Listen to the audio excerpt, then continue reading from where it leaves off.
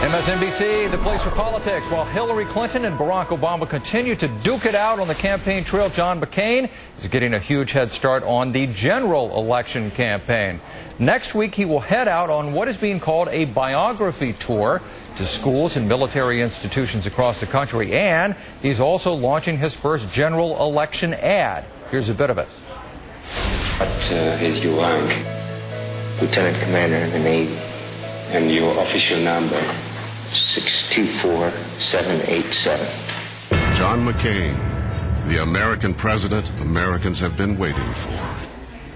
Amanda Carpenter is national political reporter for the conservative website townhall.com, and John Amato is the creator and managing editor of the liberal website crooksandliars.com. Hey, guys. Amanda, Hi. Let me start with you. Do you think that... What's that? I thought you were already making fun of that McCain ad. I'm really good, thank you. Happy Friday. Amanda, do you think this is a preemptive strategy to firm up McCain's image before the attack ads already start coming from the general election? Yeah, sure. This ad actually works on a couple fronts. First of all, it helps establish his identity to the people, and it paints, his life experience as a very experience you can be proud of. But secondly, it also works to affirm that life experience to combat the images of him being too old to be president. So yeah. I think it's pretty clever. Speaking of that also, John, he's been getting dissed, John McCain has, about his age, especially in the wake of his verbal gaffe confusing Shiites and Sunnis, which really could happen to a lot of people. But is this campaign push about his military service, do you think, going to offset that in voters' minds? What are your thoughts?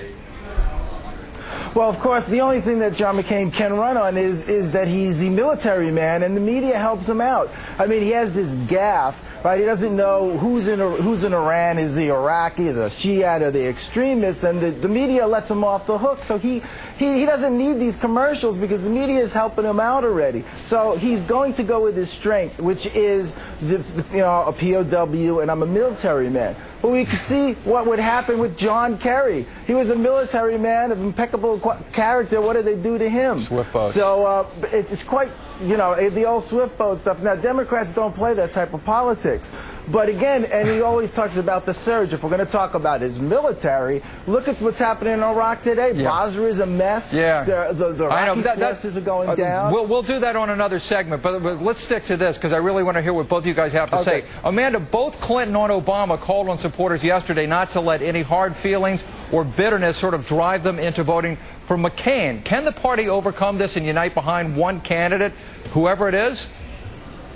Well, I think it depends on how soon they determine who the Democratic nominee is going to be. I mean, we've seen that Howard Dean is starting to pressure the superdelegates to publicly endorse a candidate to kind of get this over with so that they don't lose those voters who may be, sort of just unhappy with the way that the Democratic Party is going in the very bitter battle between Hillary Clinton and Barack Obama. Yeah. Hey, John, switching gears just a little bit, I want to ask you specifically about Al Gore. The Time magazine and several liberal blogs are buzzing now with talk about him stepping in as the nominee, even as talking about Obama as his running mate. Gore said yesterday he's in no rush to do any sort of endorsements. Do you think there's any chance Gore could step in your mind?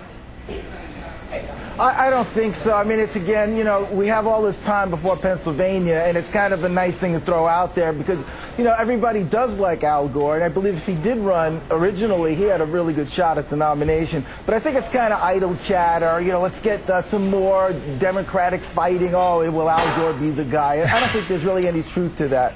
Yeah. Amanda, let's look at exactly how damaging, though, some of this infighting between Clinton and Obama has been. According to the new Pew polls, just 26%, is it? Yeah, 26% of Clinton supporters had a poor opinion of Obama heading into the Iowa caucuses.